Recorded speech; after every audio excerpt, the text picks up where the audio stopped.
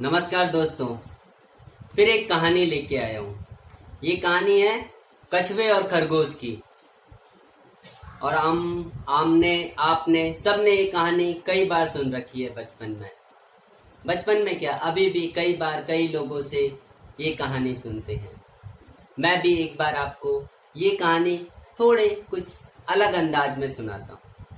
दोस्तों, कछुए और खरगोश की कहानी। एक बार खरगोश को अपने तेज चाल पर घमंड हो गया और वह जो मिलता उसी से रेस लगाने के लिए चुनौती देता। कछुए ने उसकी चुनौती स्वीकार कर ली। दोस्तों, रेस शुरू हुई। खरगोश तेजी से भागा और काफी आगे जाने के बाद उसने पीछे मुड़ के देखा, उसको कछुआ कहीं नजर नहीं आया। उसने मन ही मन में सोचा, अबे कछुए को तो भैया अभी बहुत टाइम लगेगा, अभी बहुत समय है, चलो थोड़ी देर आराम कर लेते हैं। और वह एक पेड़ के नीचे लेट गया।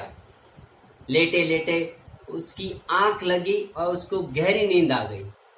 उधर कछुआ धीरे धीरे मगर लगातार चलता रहा। बहुत देर बाद जब खरगोश की आंख खुली तो दोस्तों, कछुआ अपने लक्ष्य तक पहुंचने ही वाला था।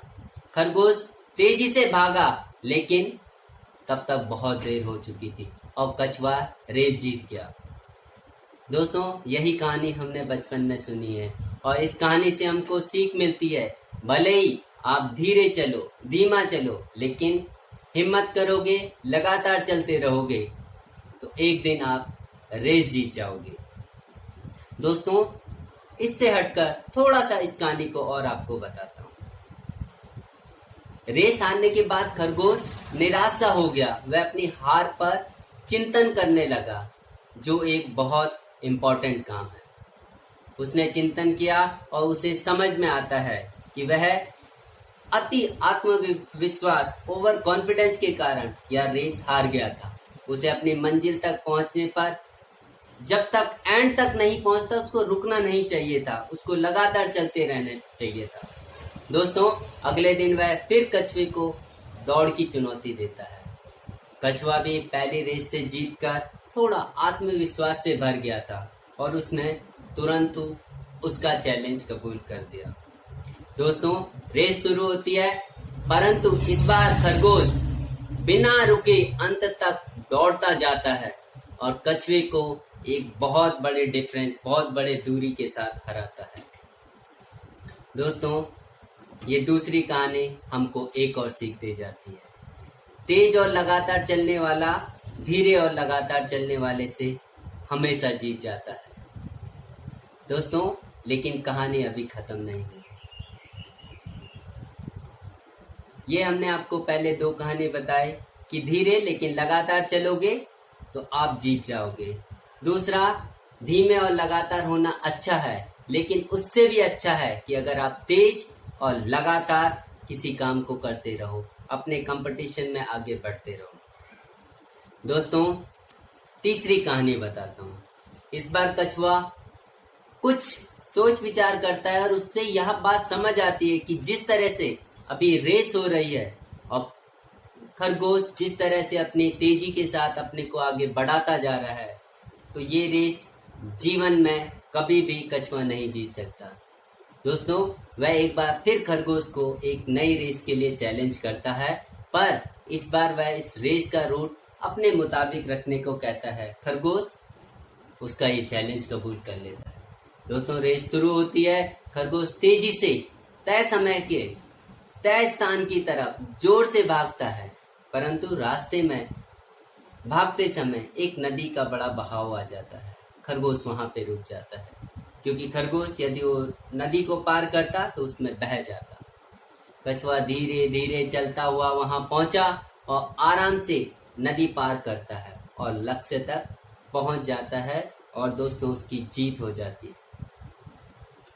इस कहानी से सीख मिलती है दोस्तों, पहले अपनी ताकत को पहचानो, अपने पोटेंशियल को जानो, अपनी हिम्मत को जानो, अपने हुनर को समझो और उसके मुताबिक अपने काम को करो। जो काम आप अपनी इच्छा से, अपने पोटेंशियल से, अपने क्षमता के अनुसार, अपने हुनर के अनुसार करोगे, उसमें आपको जीत जरूर मिलेगी। दोस्तों, अभी कहानी और बाकी है। इतनी रेस करने के बाद अब कछुआ और खरगोश अच्छे दोस्त बन गए थे। वे एक दूसरे के पोटेंशियल, एक दूसरे के हुनर, एक दूसरे की ताकत, कमजोरी, ज्ञान, विवेक को समझने लगे थे। दोस्तों, दोनों ने मिलकर फिर विचार किया कि अगर हम एक दूसरे का साथ दें तो कोई भी रेस आसानी से जीत सकते हैं। दोस्तों, इसलिए दोनों ने आखिरी में एक और रेस करने का फैसला किया। इस बार प्रतियोगिता के रूप में नहीं बल्कि टीम के रूप में, इस बार प्रतिस्पर्धा के रूप में नहीं बल्कि एक दोस्ती, एक टीम, एक ग्रुप के रूप में उन्होंने काम करने का निश्चय किया। दोस्तों, दोनों के दोनों स्टार्टिंग लाइन में खड़े हुए और भागना शुरू किया। इस बार खरगोश ने कछुए को अपने ऊपर उठा लिया और तेजी से दौड़ने लगा। दोनों जल्द ही नदी के किनारे पहुंच गए। अब कछुए की बारी थी। कछुए ने खरगोश को अपनी पीठ पर बैठाया और दोनों ने आराम से नदी पार करी। अब एक बार फिर खरगोश कछुए को उठा फिनिशिंग लाइन की ओर दौड़ पड़ा और दोनों ने साथ मिलकर रिकॉर्ड टाइम में रेस पूरी कर ली। दोस्तों, दोनों बहुत ही खुश और संतुष्ट थे। आज से पहले कोई रेस जीतकर उन्हें इतनी खुशी नहीं मिली थी जितनी आज मिली है। दोस्तों, इस कहानी से सीख मिलती है, टीम वर्क हमेशा आपके व्यक्तिगत, आपके पर्सनल प्रदर्शन से बहुत बेहतर होता है। दोस्तों, व्यक्तिगत रूप से चाहे आप जितने दक्ष, जितने टैलेंटेड, जितने होनहार, जितने भी गुणवान है, लेकिन अकेले दम पर आप मैच नहीं जीत सकते। दोस्तों, आपको लगातार जीतना है तो आपको टीम के साथ काम करना होगा, टीम के साथ काम करना सीखना होगा, टीम के साथ, टीम की तरह, टीम के मेंबर की तरह आपको मिलकर चलना होगा। आपको अपनी काबिलियत के अलावा आपको दूसरों की ताकत, दूसरों का पोटेंशियल, दूसरों की समझ, दूसरों की नॉलेज को भी जानना होगा और जब ऐसी परिस्थिति हो उसके हिसाब से टीम की ताकत को इस्तेमाल करना चाहिए।